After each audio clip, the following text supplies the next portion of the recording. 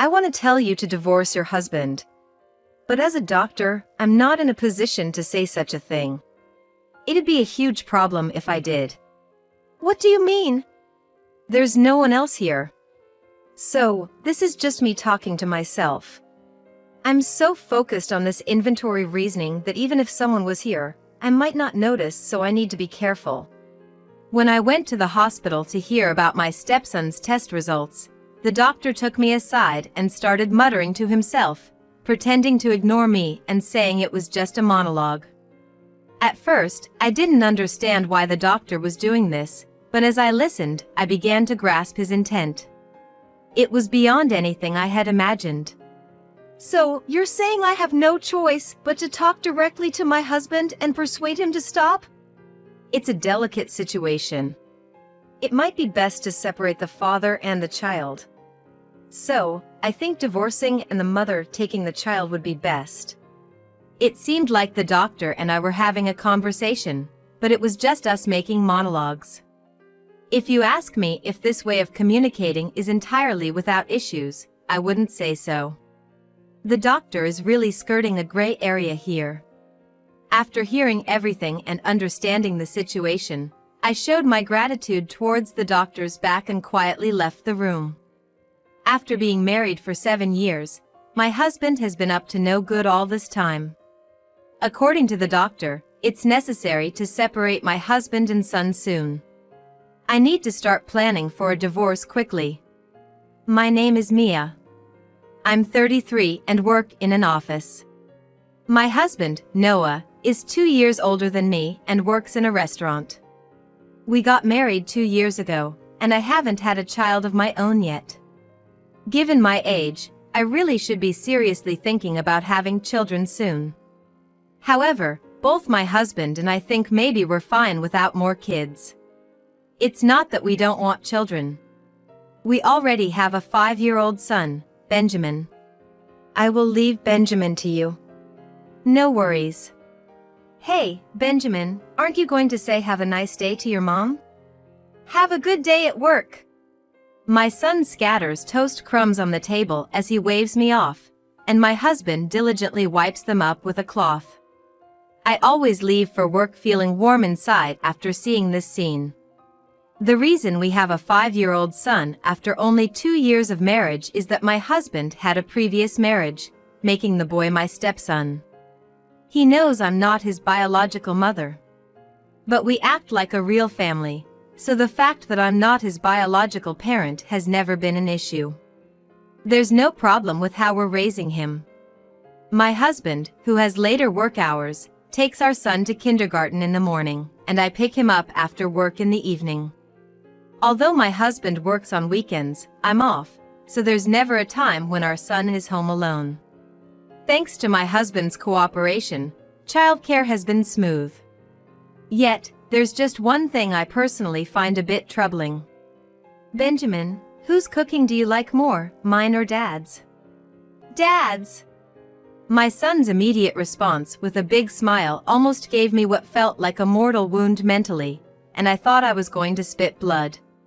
Since Noah has weekdays off, there are several days a week when he cooks instead of me, who is at work. I know there's no need to compare, and I understand I'll feel defeated, but I can't help asking Benjamin about my cooking versus Noah's. I know Benjamin means no harm, and since Noah works in a restaurant, it's understandable that I'd lose in cooking skills. Still, as a mother, my pride doesn't allow me to be outdone in cooking by the father, which is old-fashioned to think that way. Well, cooking is my personal issue and doesn't really matter, but there's another issue concerning Benjamin that I need to pay a bit more attention to. Again? Is he okay? Yeah, it's just the usual thing. I've already taken him to the hospital and just got back home. He's had a sensitive stomach for a while, but there's no serious illness behind it, right? It won't get worse over time, will it? Of course not. It's always the same with him getting diarrhea, and the doctors always say it's just diarrhea. When I'm at work, I sometimes get calls from Noah, who has the day off. It's usually about Benjamin feeling unwell. Today, before going to kindergarten, Benjamin complained of a stomach ache, so Noah took him to the hospital and let him skip kindergarten for the day. Benjamin has a weak stomach and occasionally suffers from diarrhea.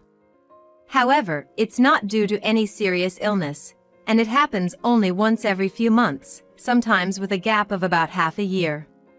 Noah isn't overly worried and reports the situation like it's a business report, laughing off my excessive concerns. Even if it's just mild diarrhea, shouldn't he be worried about Benjamin? I've thought about this, but I never say it out loud. It seems Noah does think about Benjamin in his own way. Noah has wondered if there's a doctor who can stop Benjamin's regular bouts of diarrhea, moving from one hospital to another, exhausting the options in our area. But wherever we go, the diagnosis is always just diarrhea, and doctors have said that as Benjamin grows and his body strengthens, he might stop having diarrhea. That's why we've settled with our current hospital. Perhaps that's why Noah doesn't worry too much about Benjamin. 5 years later, Benjamin turned 10. Just as Noah said, Benjamin occasionally has stomach issues, but he's never developed a serious illness and has grown up healthy and strong. I'm home. I want lunch. Don't rush me like that. You just got back, didn't you? I've got plans to meet up right after lunch. Hurry up, I'm gonna be late. All right.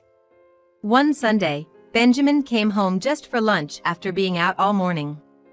He seemed in a hurry to finish lunch and leave again, pressuring me like a food fighter on the brink of a time limit at the dining table.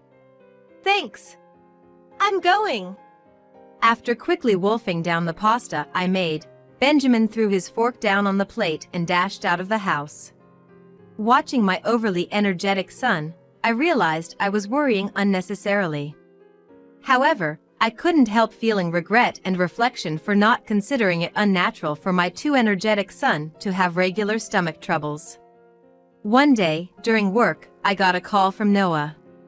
Expecting the usual news because it came during work, this time felt different. It seems this bout of diarrhea is pretty bad. He's really in pain. What? Is he okay? Did they find some serious illness? No, it's not that bad. Usually, his stomach calms down in a day, but this time, we were just told we need to watch it for a few days. You're always worrying too much. But it's worse than usual, right? Even if it's worse, it's still just diarrhea. The doctor said it's probably because it got cold in winter and his body got weakened.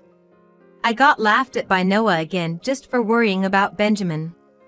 Even though Benjamin's symptoms are worse than usual, doesn't Noah worry? But today, Noah took time off work to take Benjamin to the hospital and then stayed home, so it's not like he's not worried at all. In fact, I should be grateful for how he handled it. And as Noah heard from the doctor, Benjamin's condition improved in 2 days.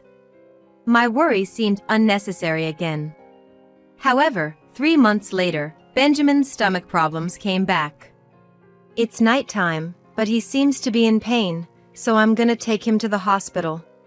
Night and weekends are always my responsibility, remember? You rely on me during the weekdays, so let me handle times like this.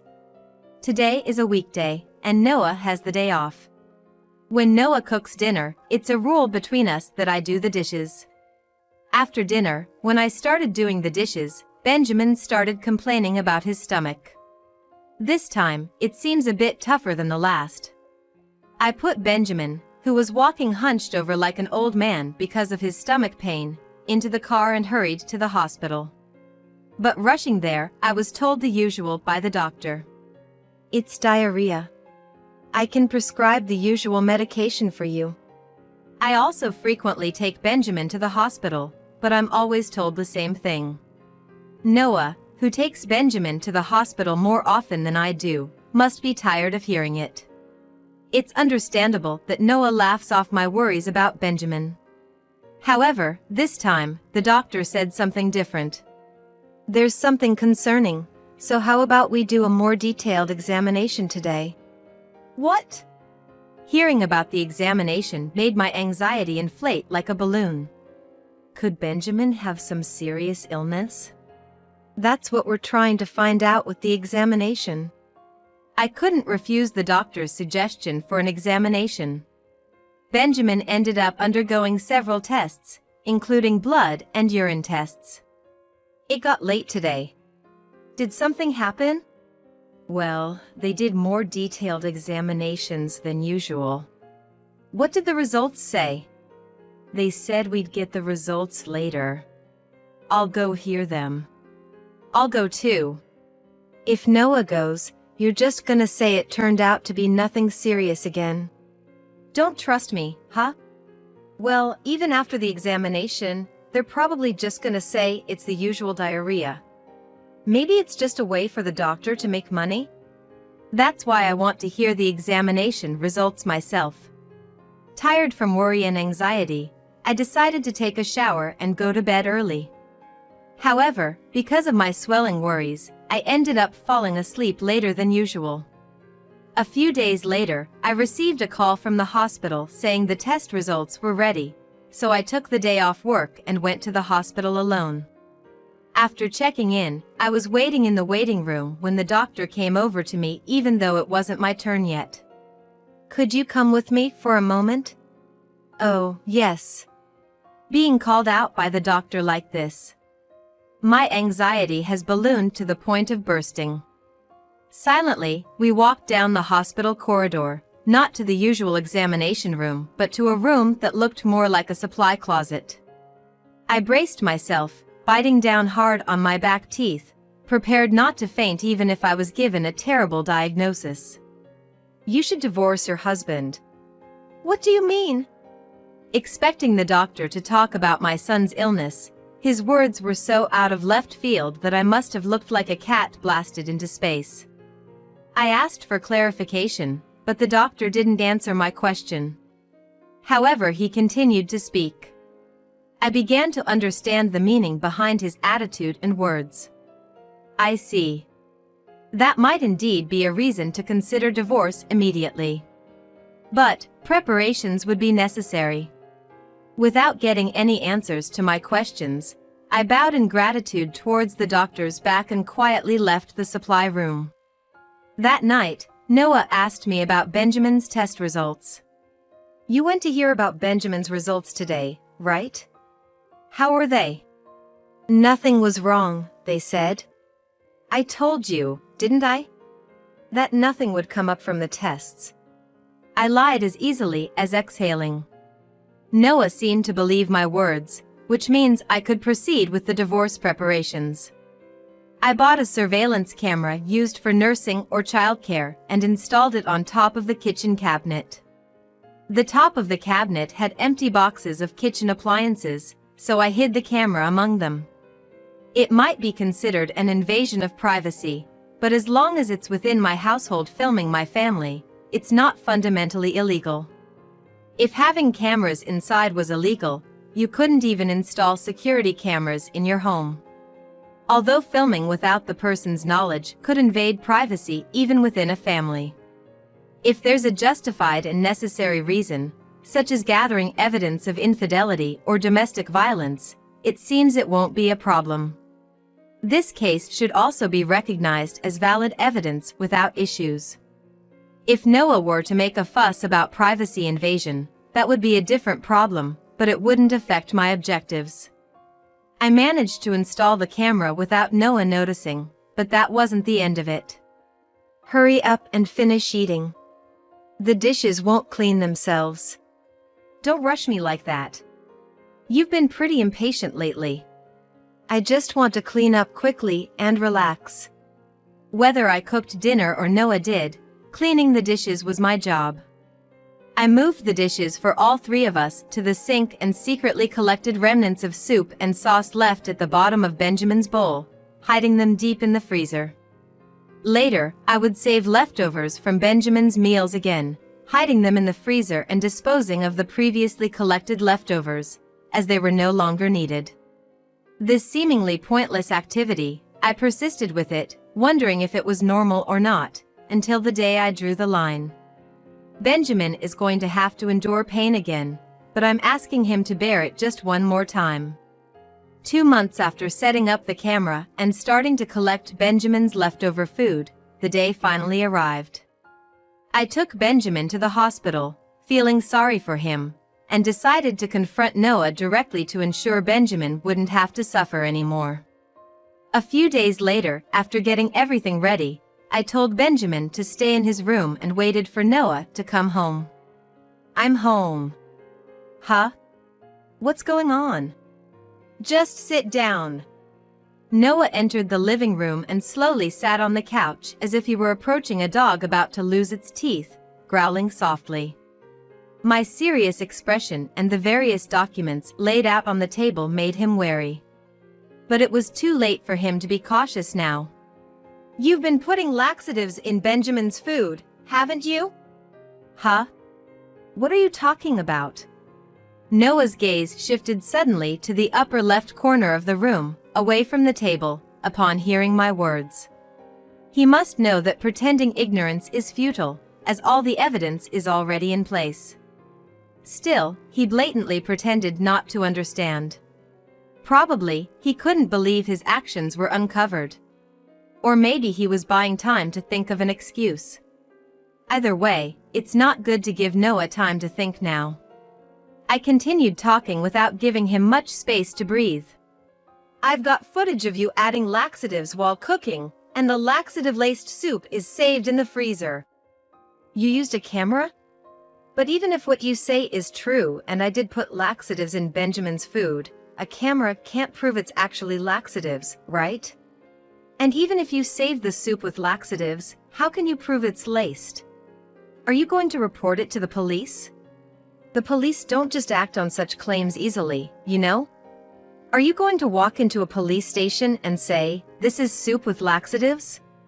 They'll think you're crazy and that's the end of it. Even if the police do take action, it'll probably just be a warning for a domestic issue, right? True, the police might not take action if it's just me making noise.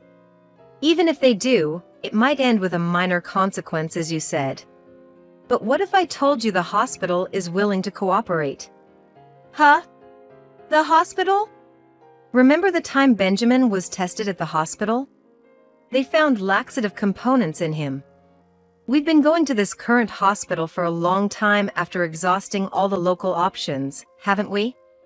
The doctor thought it was strange that Benjamin regularly gets diarrhea even though there's nothing wrong with him, so they proceeded with the tests and told me everything."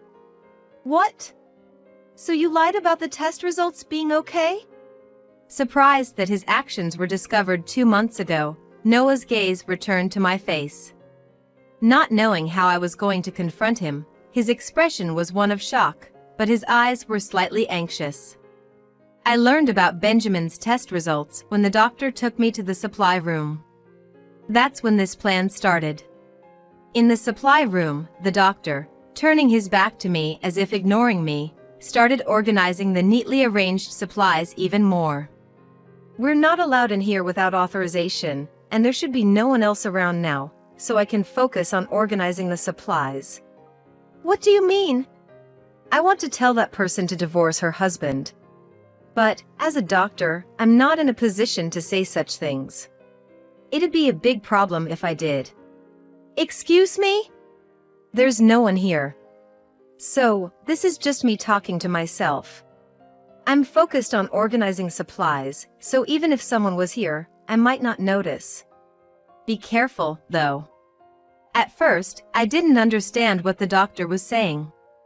But without answering my question, he prefaced by saying it was just talking to himself, implying he wanted me to just listen silently. "That boy's father has been found with laxative components in him. He's been getting diarrhea regularly, so maybe he's been given laxatives. I heard she married 7 years ago. But I also heard there were instances of diarrhea even before that, so the father seems suspicious." While needlessly organizing supplies, the doctor continued with his monologue. However, this information could have been shared without the need for such a secretive setup, even in a consultation room with nurses around, right? But what the doctor wanted to convey started from here. The father has been taking his son to various hospitals and even taking time off work to bring his son to the hospital. If he's the one giving his son laxatives, why would he go through such lengths to take him to the hospital? Could it be Munchausen syndrome by proxy? This condition is often hard for even doctors to notice, and it's common for neither the person themselves nor those around them to realize what's happening. Munchausen syndrome by proxy?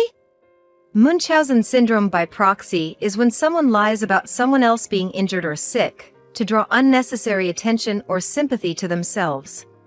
In this case, it could mean the father is harming the child and then wants to appear as a good father to others. So, he's been giving Benjamin laxatives and then taking him to the hospital himself. Indeed, people say he's a thoughtful and good father. If it's Munchausen syndrome by proxy, that's tricky. Though views have been changing recently, Munchausen syndrome by proxy is a mental disorder, and even though it's clearly abuse, it could be excused, or the crime could seem less severe. In this case, it's just laxatives once every few months, right? Since it's not as obvious as physical abuse, it might be hard for the police or child welfare services to act. But we need to do something, or the son will continue to suffer. So, are you saying I have no choice but to talk to Noah directly and persuade him to stop? Some people might not even realize what they're doing. Even if he stops after being warned, the abuse might start again in another form. Worse, he could deny any wrongdoing and become dangerous, so it requires careful judgment. Confirming his awareness first is important, but to quickly stop the abuse, separating the father and son might be best. So, I think divorcing and the mother taking the child would be the best course. But saying that as a doctor could pose a problem. It seems like the doctor and I are having a conversation, but this is just us each speaking our thoughts aloud. Whether this method of communication is entirely without issues is debatable. The doctor is navigating a significant gray area here. I showed my gratitude towards the doctor's back and quietly left the room. Do you realize? What you're doing is outright abuse. Abuse is a bit strong. Laxatives are something you can buy anywhere, and people with constipation use them regularly, right?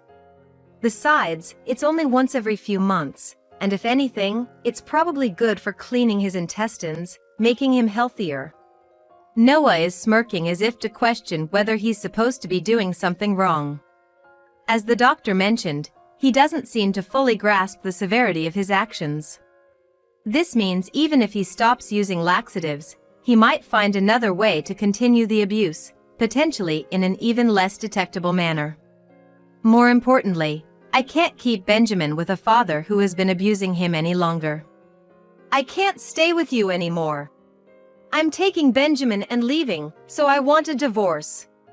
I took out the divorce papers along with the printed camera footage and medical records from the hospital, laying them out on the table. The evidence was placed at the very top. A divorce? For what reason? I haven't had an affair, nor have I been physically abusive. But no abuse has been officially recognized, right? How do you plan to do this? With all this evidence, and the doctor willing to testify, I think you'll be facing arrest soon. And the abuse will be recognized. That makes continuing our marital life difficult, wouldn't you agree? Arrest isn't that easy. You think you're some kind of hero? Noah laughs off my words as usual. But this time, I'm the one on the right. I ask Noah one last thing. Hey, do you have any intention of turning yourself in? Turn myself in? No way. At that moment, my decision to divorce Noah was solidified. Noah has been abusing Benjamin by giving him laxatives. Perhaps it would have been the right choice to consult the police instead of discussing this with my husband. Talking to him first could have allowed him to come up with excuses or even become aggressive. However, aside from the abuse, he was a good husband and father. I couldn't forgive the abuse, but considering he also had this good side, I harbored a hope that he might change. Therefore, I thought if he reflected on his actions and decided to change, we could gradually repair our family relationship without resorting to divorce. That's why I chose to speak with him instead of going to the police. But my hope has vanished. So, I'll be taking Benjamin and leaving. Come back soon. Until the very end, my husband failed to grasp the severity of his actions. He probably thinks he won't really be arrested. After collecting the documents and the yet-to-be-filled divorce papers from the table, I left the living room and headed to Benjamin's room. Inside, Benjamin was doing his homework. However, he seemed to sense something was wrong when he saw me. At 10 years old, he might not understand the details, but he can sense when something serious is happening. I had my son pack everything he'd need for school tomorrow into his backpack, then, holding his hand, we left the house as if fleeing. A week later, Benjamin and I returned home. Benjamin and I came back home. My husband was arrested, leading to his temporary departure from our home. During this period, my son and I returned home, while my husband moved into a cheap apartment to live by himself. Surely, with this situation, he could understand the gravity of what he had done. I went to his room to continue our conversation from a week ago. You were right. Arrested for assault, who would have thought? Well, with all the evidence gathered, it was bound to happen. You must have panicked after being arrested, huh? Instead of talking nonstop like you did with me, you lied through your teeth to the police? It's really pathetic. Why did you do such a thing to Benjamin? When I took custody of Benjamin after divorcing my previous wife, everyone said how hard it must be for a man alone, praising my effort. That made me happy. So, you started all this to get more praise from others. A few times a month of diarrhea could easily be brushed off as a weak stomach. What a shame you came up with. It makes me wonder if your enthusiasm for housework and childcare was just for show. Why did Benjamin's condition get worse recently? Did you increase the laxatives?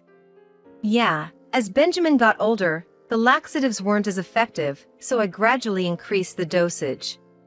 Notice the times when there were about half-a-year gaps? That was when the usual dosage stopped affecting him, so I'd increase it the next time. Recently, it wasn't working much, so I increased it too much, and he ended up with severe diarrhea. It was exactly as the doctor had said, and I was appalled. My husband had indeed been hurting his own child for attention.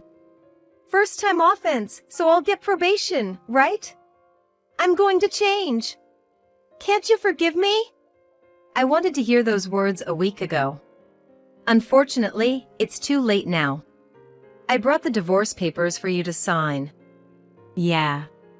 I came today to express my intention to divorce, but from here on, I'll leave it to the lawyer.